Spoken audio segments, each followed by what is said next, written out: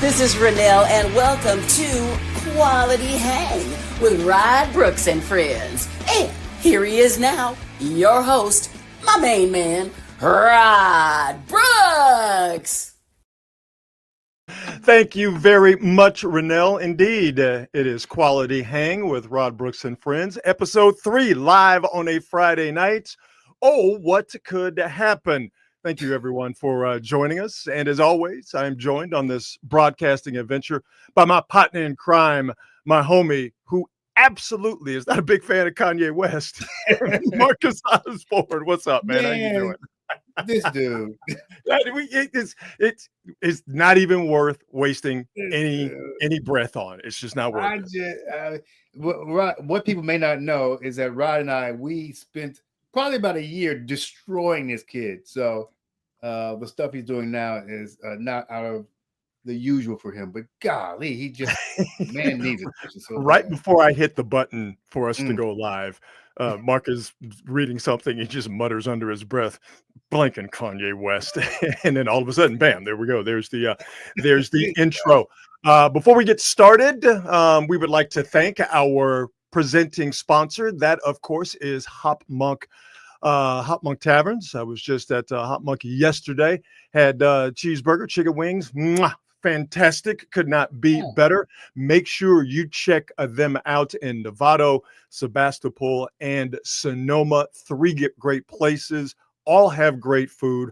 All have great beer selections, and they all have live music. So thanks once again to Dean and the folks at Hop Monk Taverns for being presenting sponsors of this show. Let's get started because the NFL draft is just about to wrap up. I should say the first 3 rounds in the NFL draft is about to wrap up. First round yesterday, rounds 2 and 3 today. We'll start locally, and then we will widen our focus to the bigger picture, the more talked about draft story, and that being the free fall of Shedeur Sanders. But the Niners, not surprising to me and Niner fans, I'm sure this is not surprising to you as well. The Niners going very defensive minded in their draft. First round pick yesterday at slot 11, Michael Williams, University of Georgia, defensive end. And Marcus, for a lot of people, they wondered about this guy because he didn't have a lot of crazy sack numbers. That is true, and we'll get to that in a second. But his other numbers, like his height, his weight, his speed, especially in 10-yard bursts, exactly, those numbers are absolutely off the chain. Michael Williams, 6'5", 270. He's still 20 years old. Ran a 4.77 40, but more importantly, those 10-yard splits, those quick bursts where a big guy is chasing down a quarterback. He did that in about 1.6 seconds. So he's hostile, mobile, agile. He's young. He's great in space. And the Niners feel like that was the guy that they needed to get on that defensive line to help him out. Yeah, I am never really too freaked out about draft picks unless they are egregious. As a former big-time supporter of the Oakland Raiders, I was used to having crappy draft picks. So that's why I just started, you know what? I don't even care what the tangibles are. They're going to suck in the NFL. You can't hurt me. Guaranteed. I'm already hurt. Yeah. I realized after years of following the Raiders, why do I even care? Why do I even care anymore? A quick note about this kid, though. He's a Georgia Bulldog. He's going to be all right. Yeah. I mean, listen, what has been proven over the last few years is that you cannot go wrong with drafting a Georgia defensive player. And that's what I want to get into. Charles Davis, CBS college football analyst, was on with the homie Tom Tolbert earlier, and he talked about that in terms of, hey, these Georgia guys, they might not have the eye-popping numbers, but if you watch them, and unfortunately, being an LSU guy, I've seen too much of these Georgia guys, and I've seen too much of a guy like Michael Williams, and he absolutely destroyed Texas in a game this past season. but the numbers might not jump out at you. But Charles Davis says that doesn't matter. These Georgia guys, they can The absolutely Georgia play. kids. All right. If we're talking about Jalen Walker and Mike Williams, about where exactly they go, they're both ranked very highly.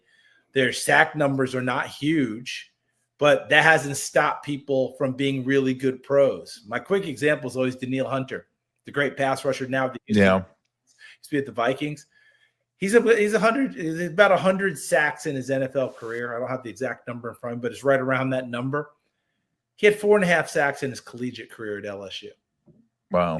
Not a predictor for what we were going to see in the NFL. So you're just not quite sure sometimes. Sometimes the numbers just don't support how good they are or can be. And then coming out of Georgia, where you have a lot of rotation, a lot of players playing, sometimes the numbers don't pile up. Yeah. So, Marcus, that's the point that we made earlier, is that you just cannot go wrong drafting the Georgia kid off that defense. Exactly. And you know, the flashy numbers, the sacks, that type of stuff, it's not always what makes you a great defensive player.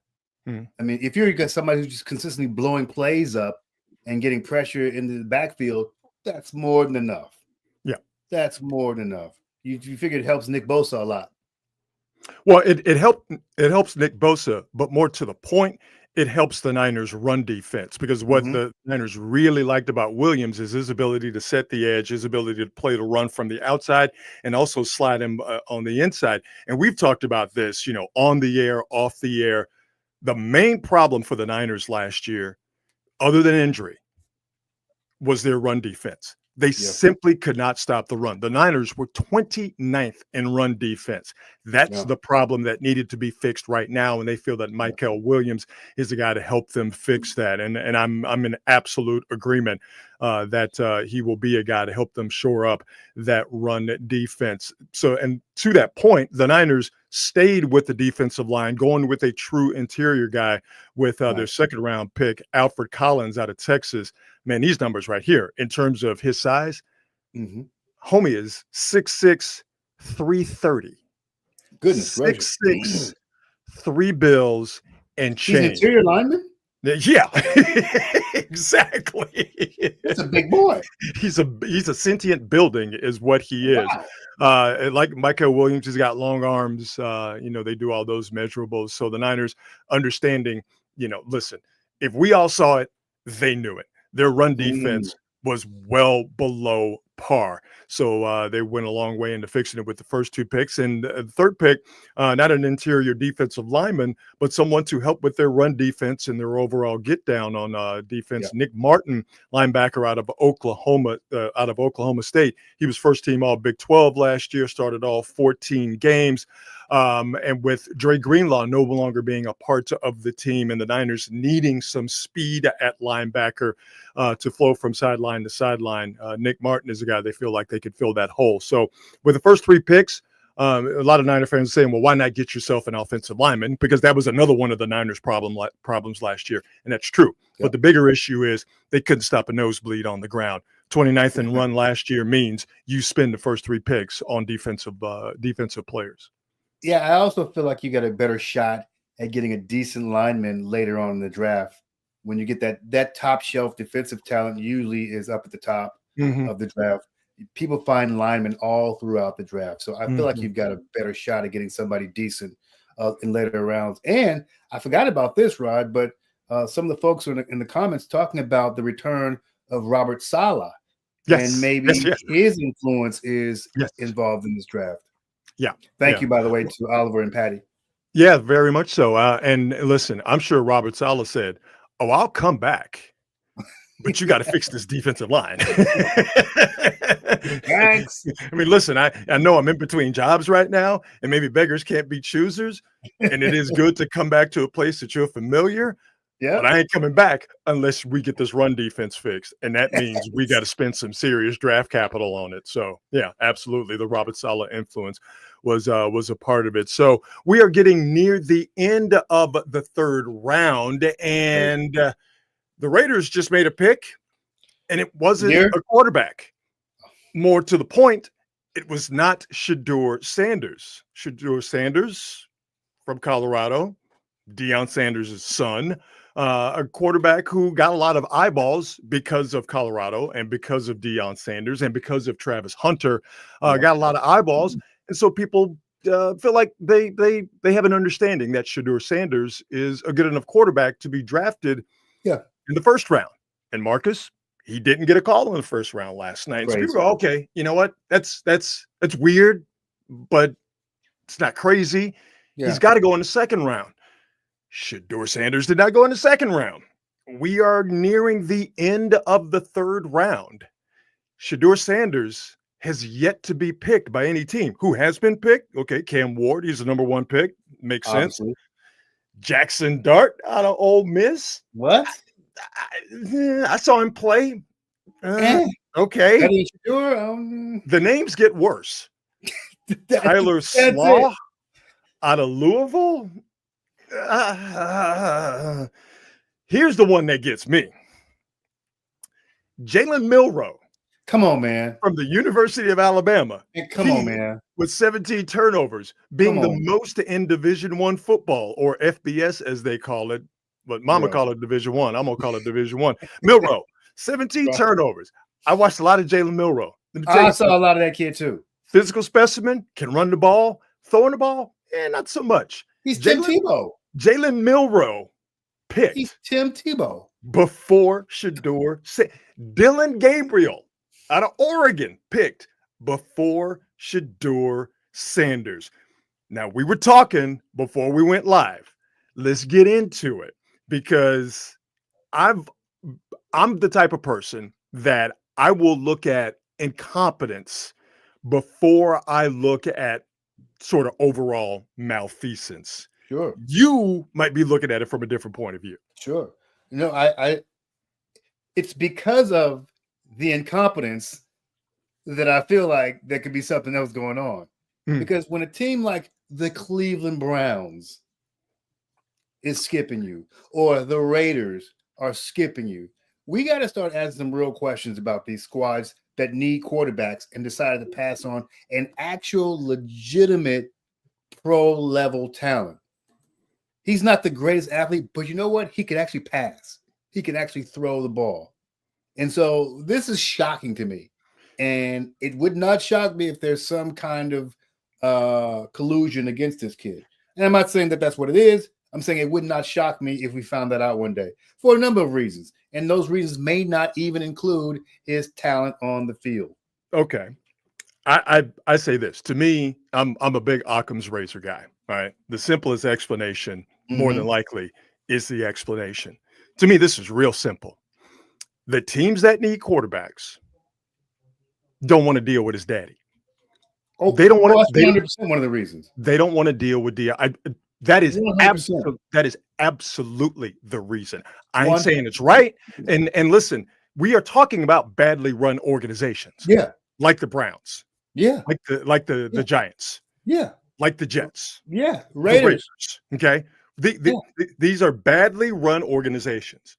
And the organizations that are badly run have been passed on them, and that's not a badly run organization. But because they don't want to deal with his daddy. Yeah. Okay. But there are more of the badly run organizations in this boat that are making this decision because they are badly run organizations. Badly run organizations are badly run because they make a run of bad decisions over and over and over and over and over again. Browns, Raiders, Giants being the obvious examples that come to my head right now. They make these decisions because they're just not that smart. And they're also insecure. The people who are in there with the Giants are a woefully insecure franchise. Wow. The Browns are laughably insecure. None of those people, okay, general manager, president, owners included, none of them want Deion Sanders to be bigger than the people who run it, the people who own it. They don't want to deal with his daddy. I ain't saying it's right, but I'm telling you, that's exactly what. Listen, they ain't smart enough to all get together and collude because they don't like Shedeur Sanders because he's brash and he's rich or what.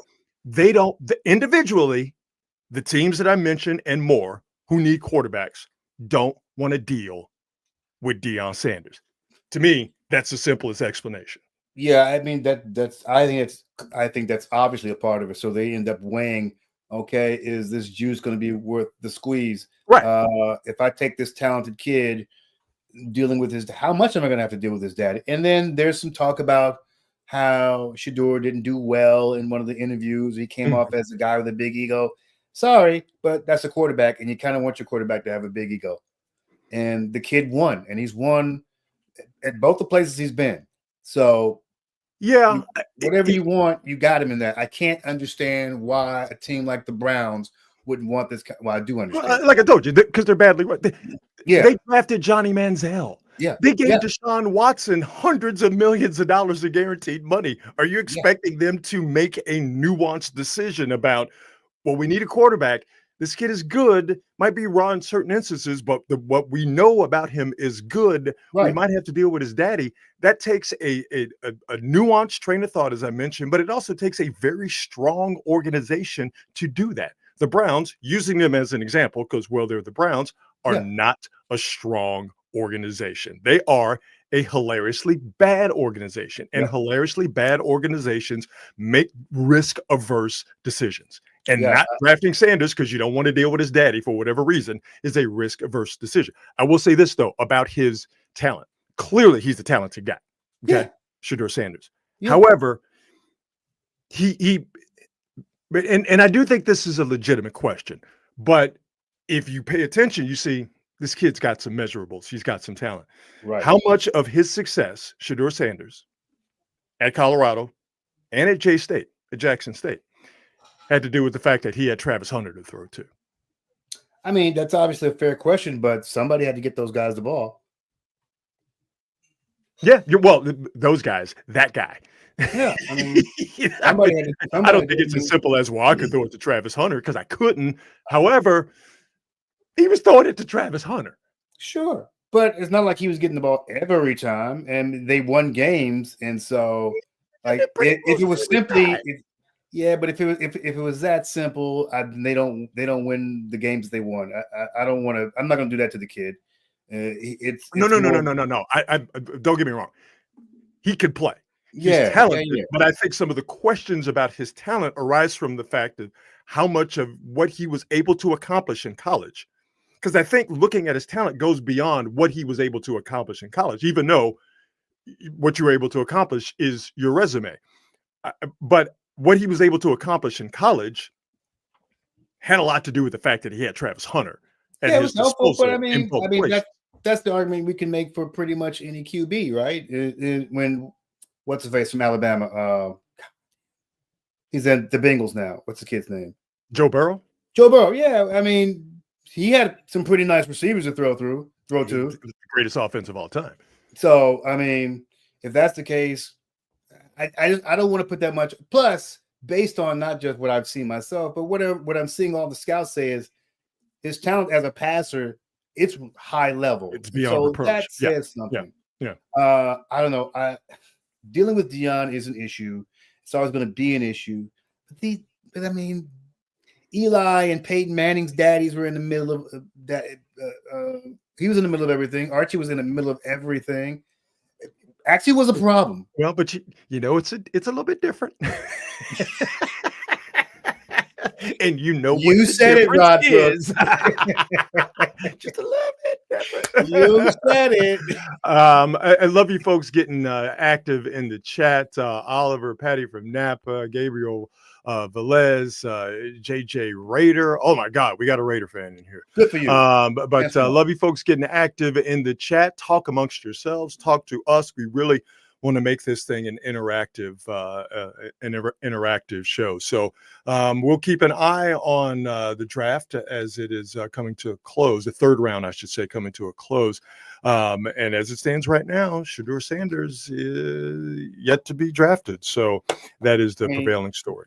You go. This is actually goes back to what you were talking about, Rob. And Oliver asked, "Who's worse, Shedeur Sanders or the Browns Raiders draft choices historically?" That's kind of the point you were making.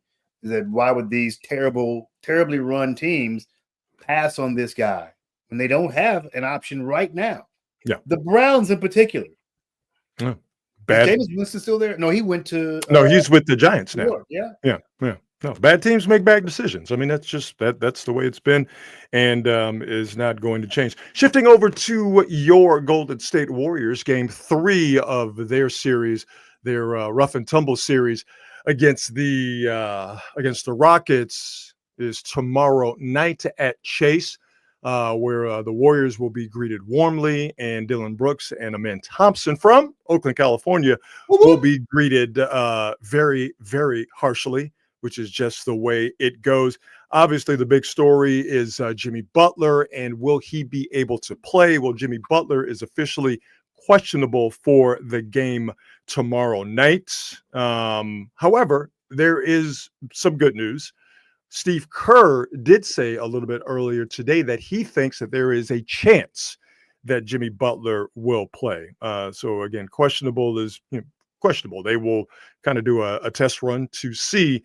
But Marcus, I think there are a couple of things here. Obviously, Steve Kerr sees Jimmy Butler and has more information than we do about the injury and the prognosis, if you will.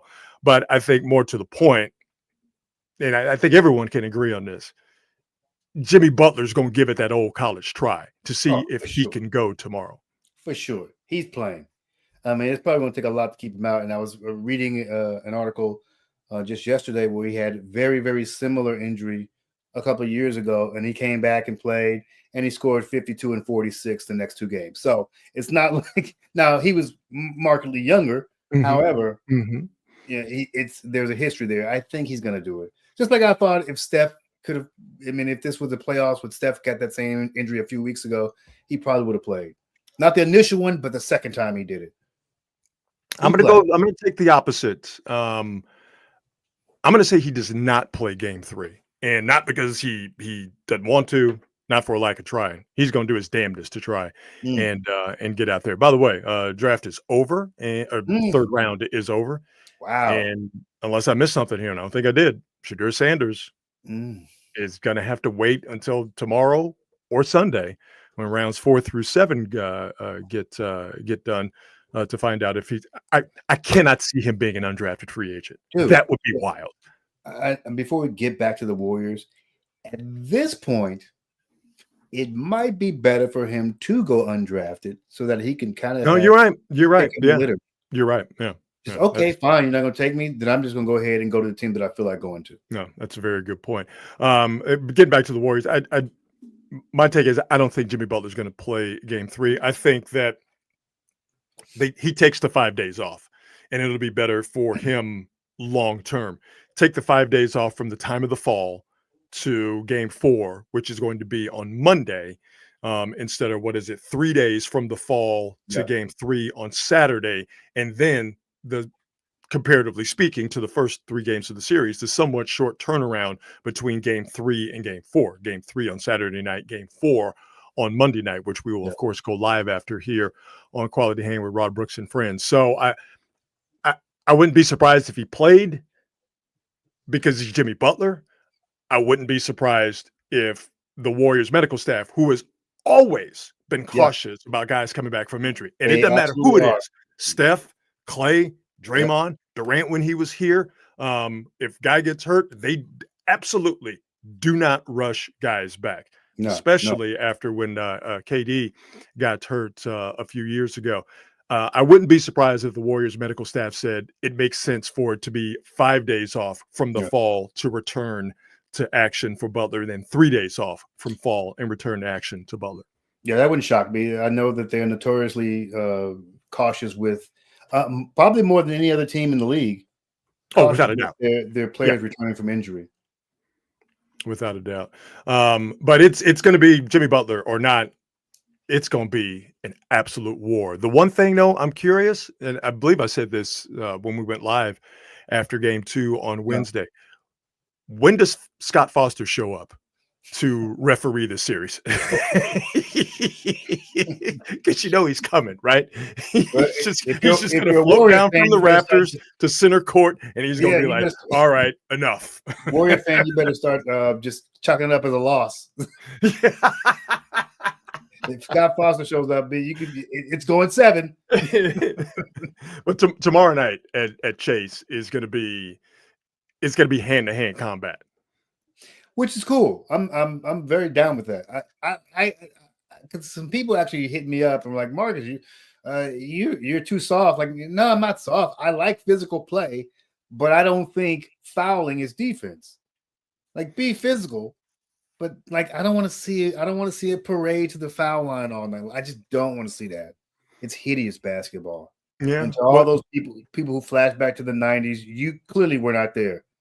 Here's the thing, though. We've seen a lot of fouls. We just haven't seen a lot of fouls called and it leading to a parade to the foul line. Now, you would think if the series, and I don't think it's going to cease, if Warriors Rockets continues to be hand-to-hand combat, at some point in time, you're going to see a game where fouls are called on the regular, and we do have a parade to the line, and it is going to be less than pleasing basketball, less than aesthetically pleasing basketball. But so far, after the first 2 games of the series, there were fouls. There just weren't fouls called. And Warrior fans right now are going, exactly. And most of those fouls that were not called occurred on Steph Curry. You go back to Ime Udoka basically saying the quiet part out loud. They just keep on doing it. If they're not going to call it, keep on fouling. But what I do hope ends up happening is they start trying to make an example out of some folks. And once you start getting folks in foul trouble, you start losing guys and fouling out in the third quarter, well, then things will get a little bit different. That's the only power and control they have over it. Like, be physical, but the fouling is just gotta, like, I don't like watching dudes grabbing Steph Curry's shorts. And come on, man. What are we doing? It is going to be interesting to see if this series if this series, my camera keeps freezing, if this series becomes a tightly officiated one and the Rockets find themselves being called for the fouls that are being applied to Steph and others. If the Rockets' physical, not advantage, because I think the Warriors don't mind the physical play. They would rather it not be that way, but they don't mind the physical play. But if the Rockets' physical style, if that is blunted, where else can they go? Now, they're still going to be the superior rebounding team to the Warriors. They're still going to be the superior sort of athletic team with their length and their size and their youth. And the Warriors are a good defensive team, but we know the Rockets, the tip of their spear is defense.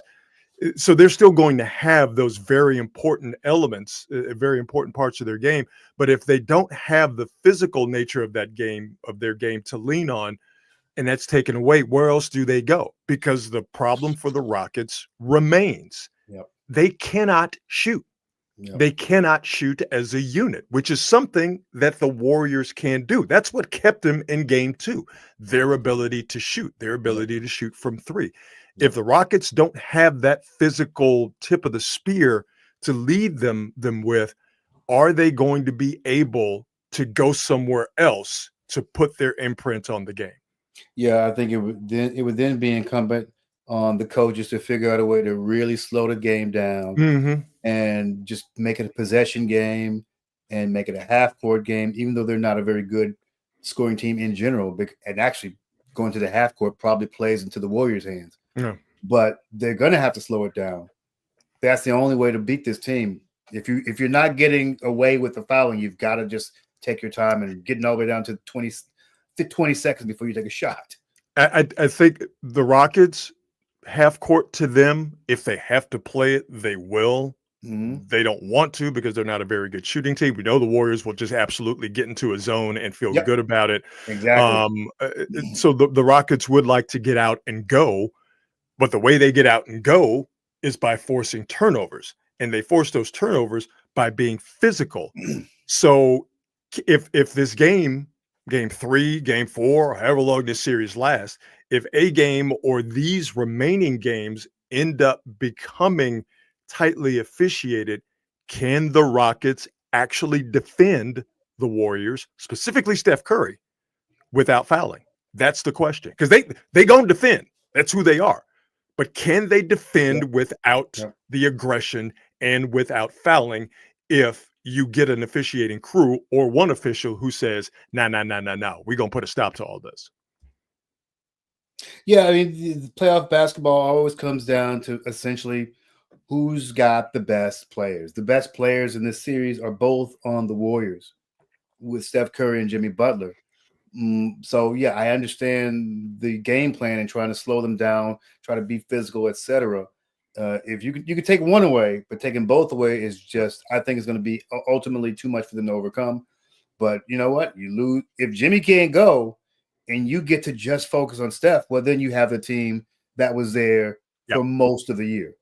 Yeah. I mean, if the big story, and it's going to be the big story until he is actually out there playing, whether it's game 3, game 4, hopefully no more than that for Warrior fans, is Jimmy Butler able to play? We can get into discussions about Jonathan Kuminga and this and blah, and this all hinges on Jimmy Butler. Lakers, Minnesota, that game, about 5 minutes left to go in the third, and it's a tight one. It's a good one. Minnesota 72, the Lakers 70. That series is tied 1-1. I believe Milwaukee pulled off a game tonight, and they have a 2-1 series lead over the Indiana Pacers. So these playoffs right now are cooking. The only one that seems like it's going to be a sweep, Marcus, is I'm getting a new camera or new internet. The only series that looks like it's going to be a sweep is going to be Oklahoma City and Memphis. And Memphis, it was so close. You could have grabbed it, but you blew, what was it, a 29-point lead last night? Sorry. It was up like 29. 29. They were up by almost 29. And then you know what happened is Memphis said, you know what, we might win this game. Let's not do that. We want to get out of here. Don't do 1, 2, 3, Cancun. Yeah. What are we doing? Did we forget the game plan? We want to go home. These dudes get mopped every night, and all of a sudden they forget this stuff. See, that's when I don't know what, there was a movie where there was supposed to be something faked, or somebody's supposed to take a dive or something, and the guy said, you know, you're gonna. Oh, was it Pulp Fiction? Or was it Pulp Fiction when they were boxing? Oh yeah. He said, you're going to feel like you need to fight. You're going to want to compete. Don't do that. But don't. Don't do that. Don't do that. Memphis is a train wreck. They are a train wreck. Well, they proved that when they fired Taylor Jenkins with, what was it, 3 weeks left to go in the regular season. Insane. So, and let that be a lesson to you, those folks who are owners of basketball teams or any other kind of team that wants to be competitive. Don't be firing your head coach right before the postseason. You see what it's done to Denver. I was just about to say, to your point, the other team that looks like is going to be a somewhat easy pushover for their opponent. Not going to be a sweep, but it might be a gentleman's sweep. Is the Denver Nuggets right now are looking real sugary sweet. Yeah, hot garbage. As my uncle from New York would say, hot garbage. Garbage. Gabbage. Ooh, wait. And I saw a Joker going off on the coach yesterday. And I don't blame you, dude. I don't blame you. I'm laughing. Oliver Cockcroft said in the chat that he's taking notes from when he's an NBA owner. So good. Oliver, not only am I glad that you're paying attention, I'm glad that you have aspirations in your life to do something great. So when you own an NBA team, don't forget about giving us real cushy jobs in the front office. We don't want to do anything. We just want the money. We could, you know what, Rod? We could be the old guys like in the Muppets. They could just put us on the side. Statler and Waldorf? Absolutely. Yeah, exactly. Just put us there courtside and mic us up. I mean, basically, that's what we do right now. That's it. That's it. It's something I saw. I do have a good laugh at Warriors Twitter because they always have to have something to fight about. It can never be universal.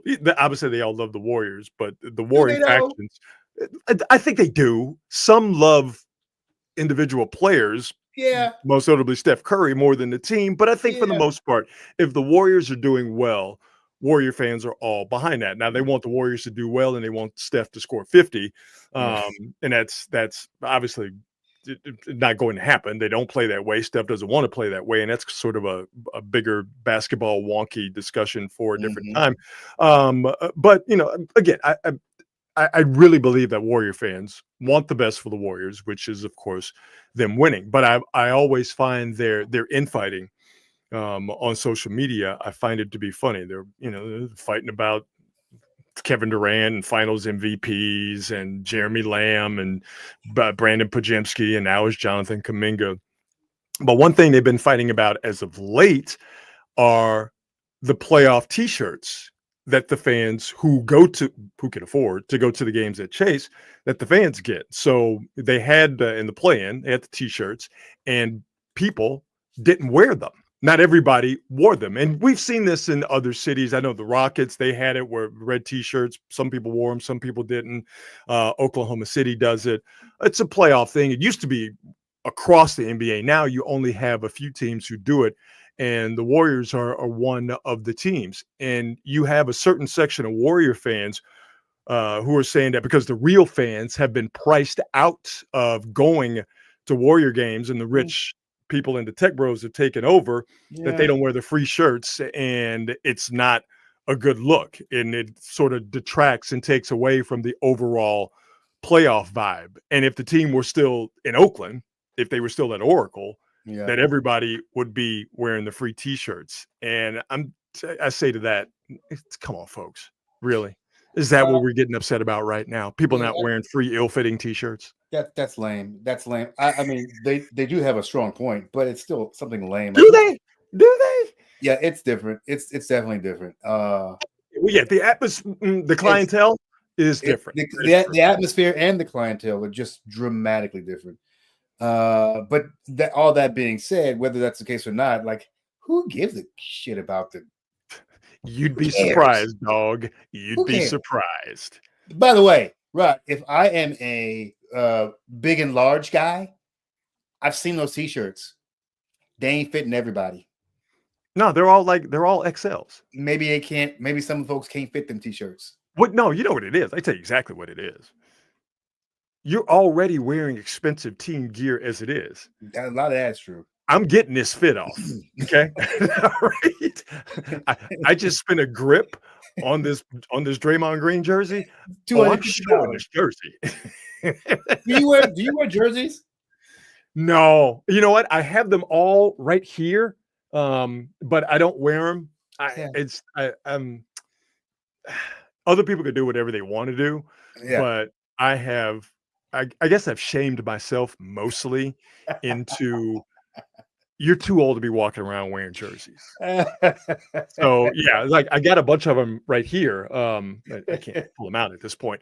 But I got a bunch of them right here. But no, I don't wear them. I don't wear them in public. I might wear them around the house if it's a certain thing. But no, I don't wear them in public. Yeah, I stopped wearing them a while ago, and then every now and then I see some cats in jerseys. I'm going, you know what? I might break the jersey out. Yeah. And then Good for you, bro. Good for you. You don't care what people think. Good brother, for you. That looks good on you. Now, I think that, and this is just me, each person can do whatever they want to do.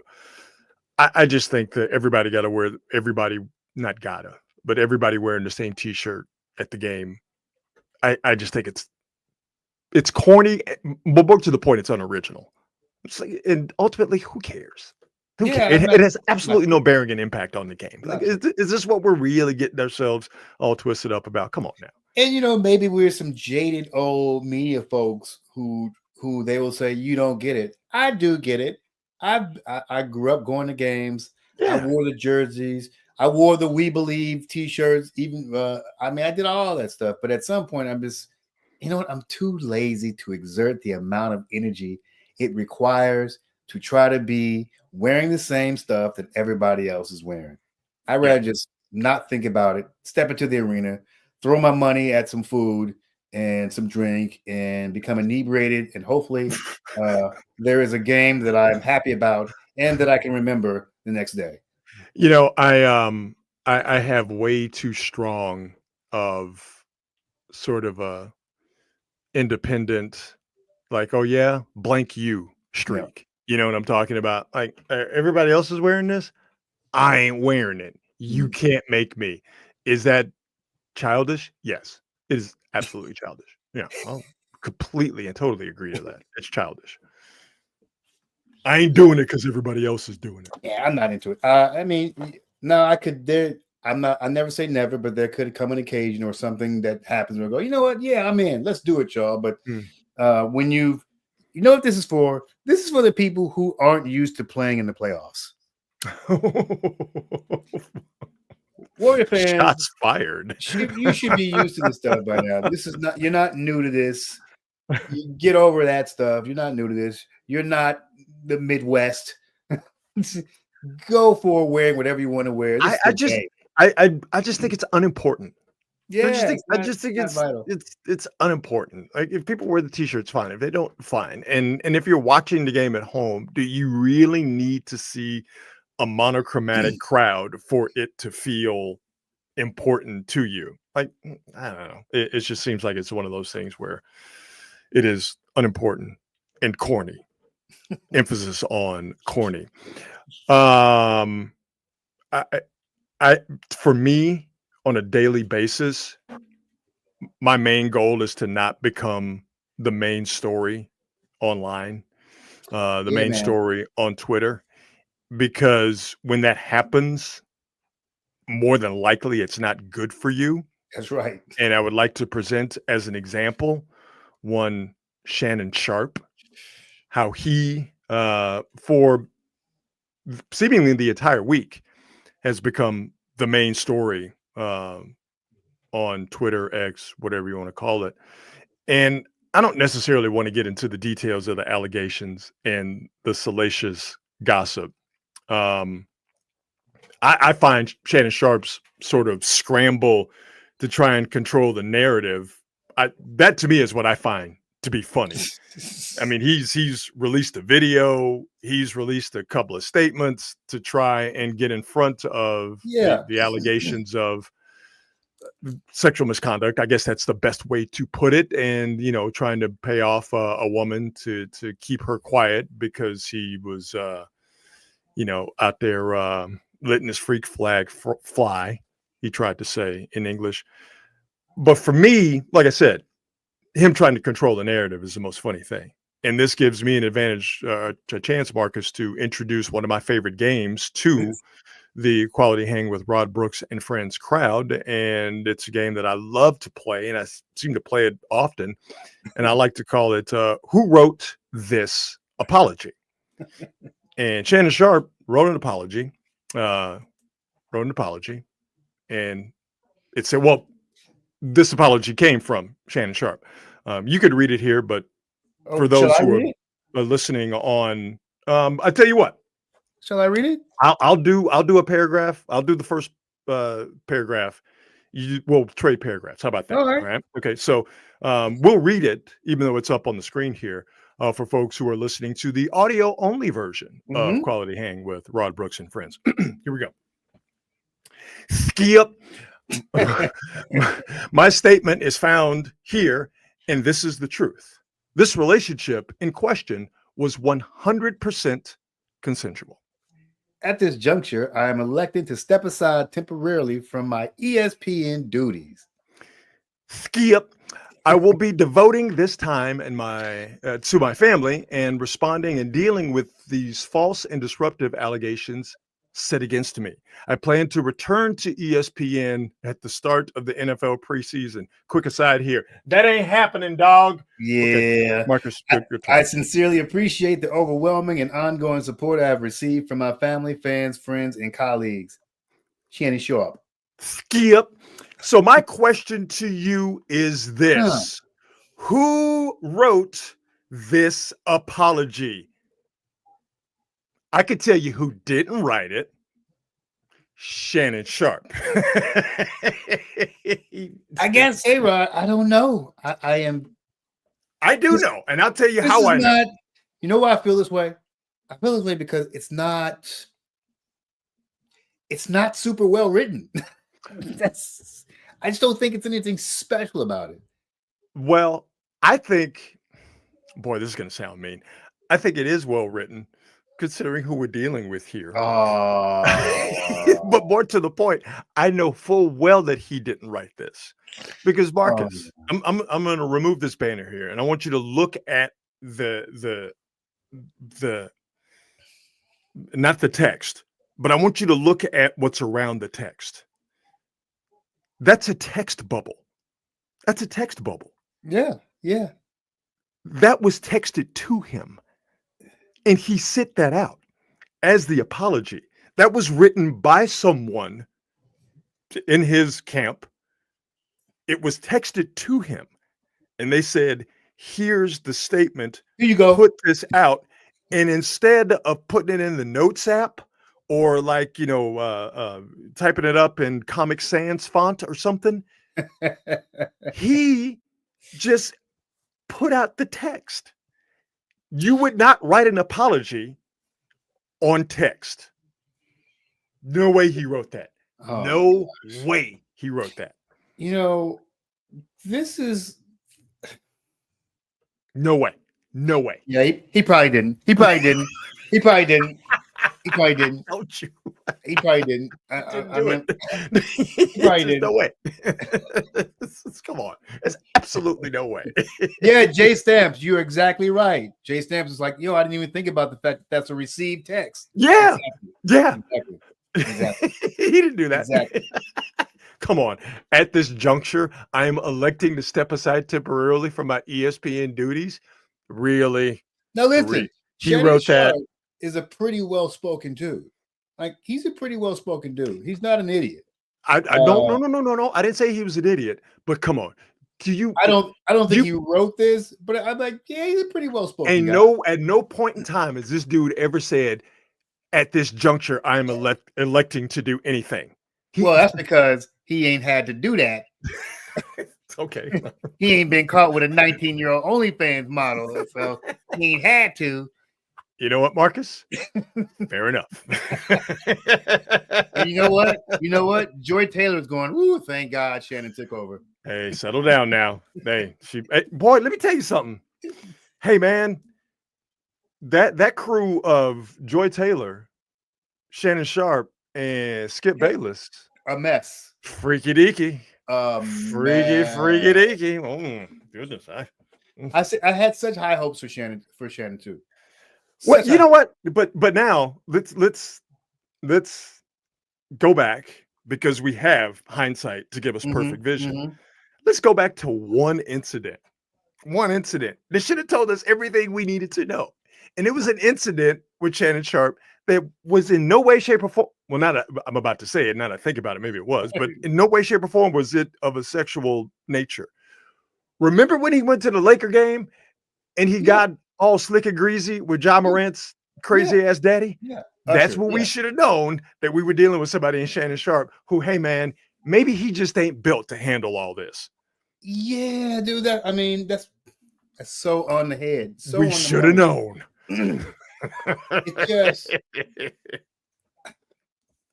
You just see these guys, and it's almost as if they simply don't know how to handle success. And this is a man who is pushing 60, who has been in front of the media for 40 years. Yeah. You are not new to this. And you've been a broadcast and a very successful and a good broadcaster for a good 15, 20 years. And you don't know how to handle this type of success. Like, I know it's the biggest, and you now become a mainstream media star, but still, man, it's messy. I can only shake my head. Messy. Yeah, man. The male ego, and what's that Robin Williams joke that God gave us two heads, but only enough blood to run right. one at a time. Facts. So true. So yeah, there's no way that Shannon Sharpe wrote that apology. Skip. That's the only Shannon Sharpe impression I can do. Jay Stamp says Dr. Umar gave Unc an ultimatum too. No way. Oh, of course, Dr. Umar had been. Do we tell the people who Dr. Umar is if they don't know? I mean, let them look him up. Yeah. You know what? All you need to know about Dr. Umar is that he's been running around out here telling folks that he's going to build a school for young black men who need a school, and ain't nobody Still ever waiting. seen no school from him. Still So waiting. Bro, I don't know how we end up with some of these dudes. I mean, this tells you the power of the internet. A guy like Dr. Umar, I'm sorry, y'all, go look him up. But a guy like this cat gets lifted into the mainstream. He becomes like a legitimate influencer. People are actually taking this dude serious. And I'm like, for me, I feel like when it comes to these cats, I can smell the bullshit right away. Like, all I need is 15 seconds of him starting to talk. I'm going, this guy. And then I'll turn around to my boy, and I look at my boy. He all you see is him going. Anytime Dr. Umar comes on the screen, if your reaction isn't, come on, dog. Yeah, exactly. Okay, then you are not critically thinking. Yeah, Every man. time Dr. Umar opened his mouth about anything on any platform, your reaction immediately should be, bro. Yeah, exactly. Exactly. All right. Do not let me see you nodding your head in agreement with Dr. Umar. Yeah, Please. exactly. Please don't let me see you doing that. This is how you should look at Dr. Umar. This is how you should look at Major League Baseball Commissioner Rob Manfred. You know, these people that just be out here just saying anything. Just Kanye, they'd be saying anything. They'd just be wilding. You should just be like, Rob Manfred. Yeah, exactly. Really, bro? Really? This is what We we're should gonna make do. that a meme. Don't let these people run no games on you, for God's sakes. No matter how rich and powerful I they need are. that Gary Coleman. What you talking about, Willis? Exactly. Meme. That's all it is. Yeah, it's the same thing. Yeah, just a healthy dose of skepticism. It's like, really. That's what you're slinging. Really, that's what you're doing. Like, and we were talking about this before we went live. How the discussion around the #1 movie in the world, Ryan Coogler's Sinners, like how people are talking. Some people talking about it like, what's your angle? Why does this bother you so much? That's exactly right. Why does this bother you so much? And we talked about Sinners last week.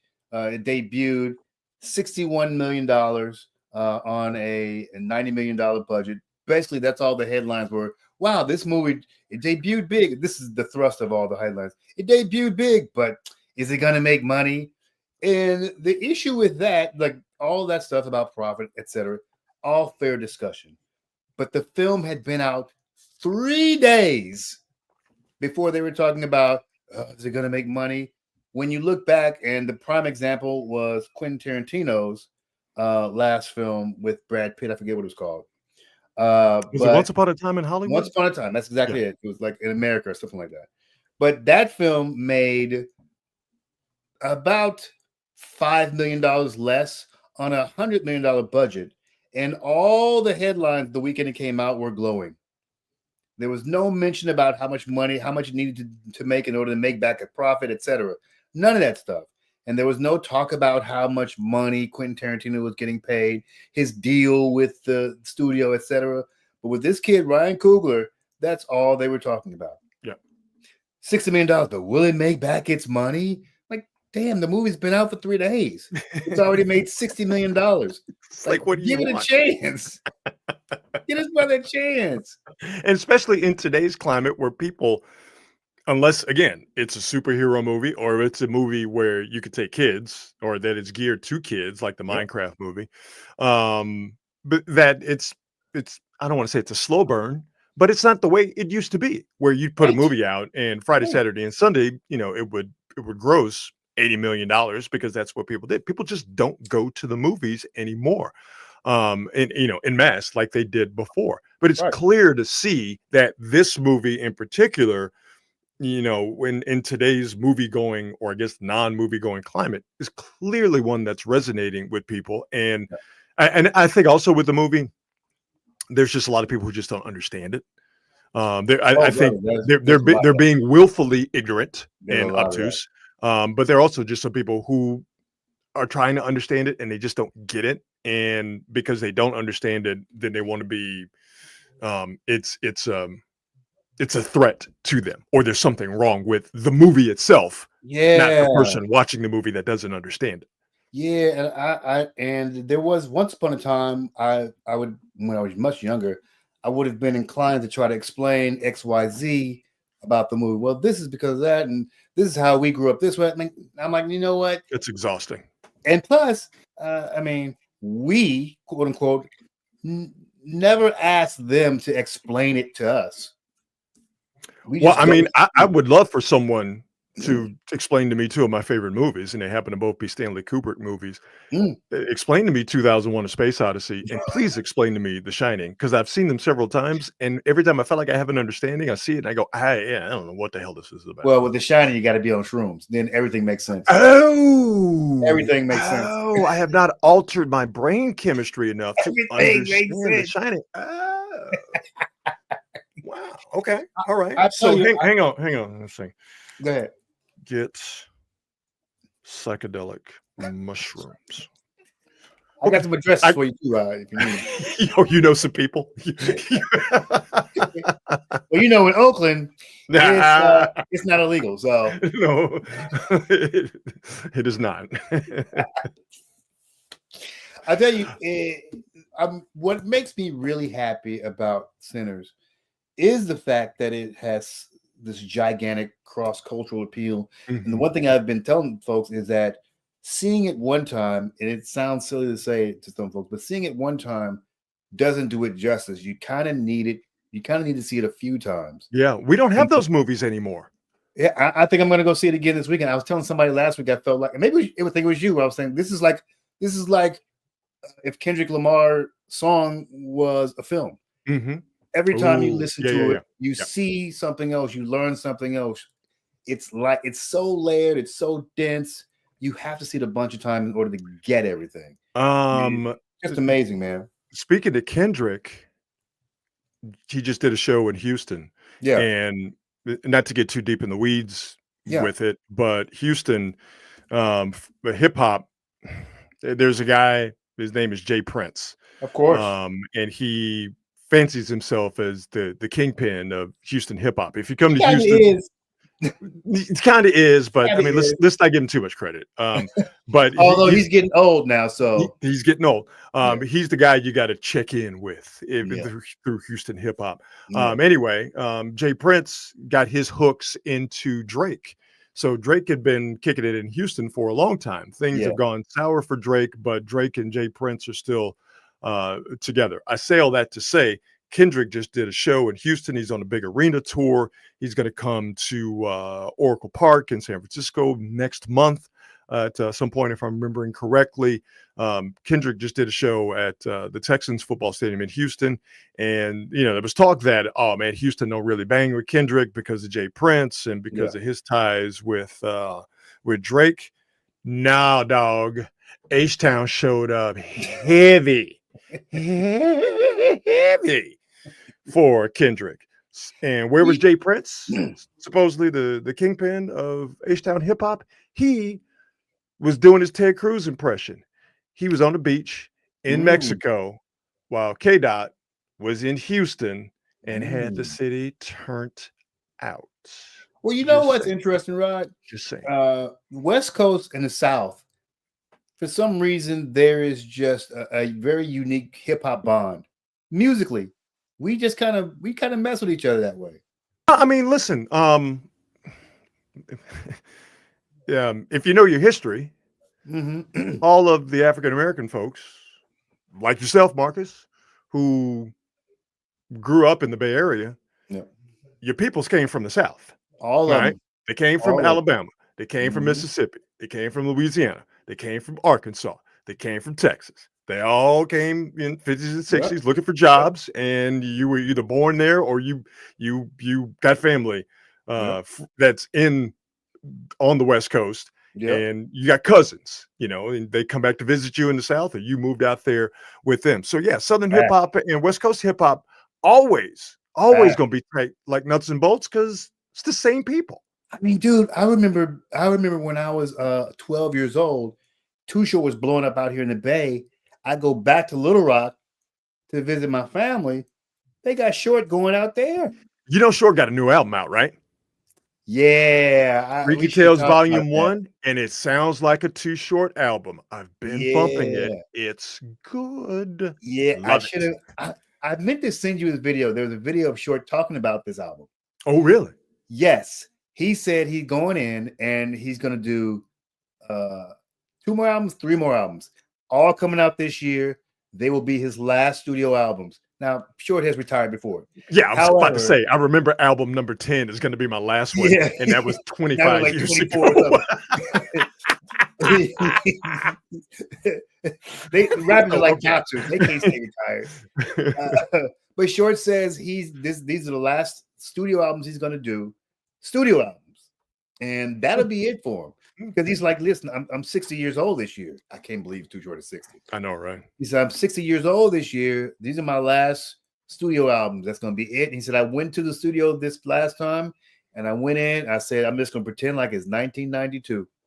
And it sounds like it too. It's so good, just to be transported back. I mean, it's not reinventing the wheel or whatever. But I'm a big fan of when artists sound like themselves. Yeah. You know what I mean? And they're not they're not trying to.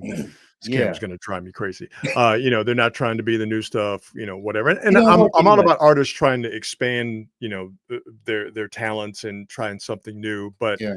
like I said, I'm a big fan of when established artists, they go, you know what? I got my sound, I got my fan base.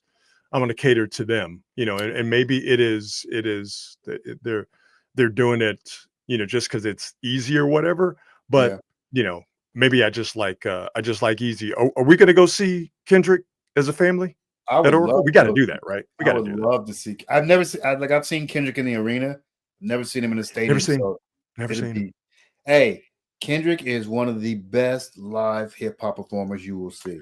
Well, listen, the pop out Mm, earlier this year, whenever it was last year, Mhm. the pop out told me everything I need to know. mhm. I was like, oh, Mhm. because listen, man, let's keep it funky.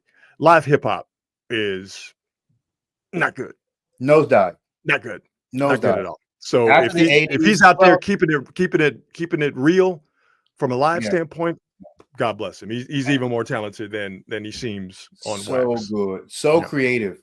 Yeah. Like so great. I love watching him live because he takes it serious. He's real hip hop. Yes. Real hip hop. Yeah. I We saw that in the Super Bowl.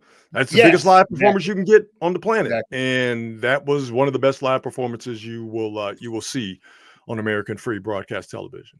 Exactly. I want to hit you with a story before we go. Elijah Arenas, superstar high school hooper, son of Gilbert Arenas, expected to be in the NBA very quickly. He was in a car accident 2 nights ago. I should say yesterday, and he was in an induced coma for a while. Yeah. He's alert now. He's awake. He can't talk, but prayers out to that kid. Not that this matters, but he was in one of those cyber trucks, and apparently he was speeding, and they don't know how things went off the rails, but speeding was a part of it. That vehicle is totaled, and hopefully this kid's career is not ruined. Hopefully. Yeah. Well, the good news is obviously that he is still alive, and the reports immediately after the accident was that he was in a medically induced coma, and then when you hear that, obviously you think the worst. Yeah. And then the stories continued to evolve, and he was put in that coma because of smoke inhalation, because Arenas was trapped inside of the cyber truck as it was on fire. And a Good Samaritan who happened to witness the accident or come by after the accident was able to, couldn't break the window. That's crazy. Because apparently the Cybertrucks have, I don't think the glass is bulletproof, but it is still very strong. But he couldn't break it, but he was able to force the window and the door open and get Elijah Arenas, Gilbert Arenas' son, out. And that person saved his life, because more than likely he would have burned to death. The fact that he was put in that coma, taken off of that coma, and was able to go forward was still intubated the last I read, and that was yesterday or it was this morning. Yeah. So I don't know if he's out of the woods yet or whatever, but what seemed like a very immediately sad and dire situation doesn't seem that way before. But yeah, it was definitely jarring to read that news yesterday morning, and obviously the most positive thoughts and prayers to Gilbert Arenas, his family, Elijah Arenas' mother, and any who know and care about that young man and the Arenas family.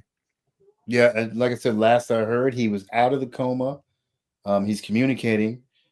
He still can't talk yet, but he's communicating, he's writing, and that type of stuff. So I think the worst of it is past him. We wrap up the show with the best thing I've heard all day. And that clearly is the best thing I've heard all day. But I do want to do something different because the best thing I heard all day today was YouTube TV, which is my television provider of choice. Yes. YouTube TV is finally doing something that is going to make the recent price hikes worth it. Yes. YouTube TV is finally going to allow you, me, us, the customer, we are now going to be able to fully customize our multi-view channels. Sweet. And if you don't have YouTube TV, what you are able to do with multi-view is basically exactly what it sounds like. You can watch different things on the screen, 2 or 4, 2, 3, or 4. But YouTube multi-view works. They pick out what the multi-view is, and it's mainly a sports thing, although you can watch a news multi-view. I don't know why you would want to watch 4 channels of shit that depresses you, but hey, who am I to yuck your yum? But YouTube picks the multi-view for you. Well, YouTube announced that coming soon, you, the consumer, will be able to choose whatever you want to watch on multi-view. It could be 4 sporting events. It could be 3 sporting events and a skin flick. It could be whatever. To me, this is easily, other than the good news about Elijah Arenas, this is easily the best news I've heard all day, because this is just in time for us getting deep into the NBA playoffs. I'm not a real big hockey guy, but the NHL playoffs are really cool. Baseball is getting started. I'm a big auto racing and golf fan. You got a Champions League semis and the Champions League final coming up. And then we're getting into football season. Once we get past the dog days of summer, YouTube TV with that custom multi-view easily is the best thing I've heard all day. Rod, I mean, that's a great selling point. Hell yeah. 3 games and a skin flick. I mean, just stimuli in the brain and stimuli in the whoa.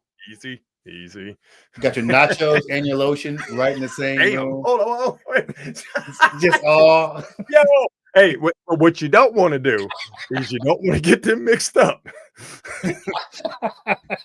That's right. That don't taste like cheese. Why is this cheese so hot? Oh no. You know what I'm going to do to that, what I just said. Bruh.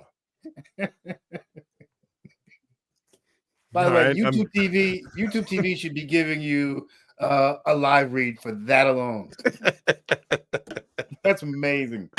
So that's the best thing I've heard all day. You got a best thing you've heard all day? Best thing I heard all day is Shannon Sharpe taking it in the pants from the public.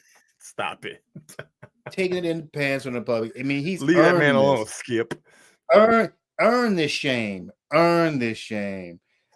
Because this is the kind of guy who needs to be an example. He needs to be made an example of. Don't be throwing your career away on some dumb stuff. It makes no sense. You know better. Literally, your mama and daddy tell you about this stuff.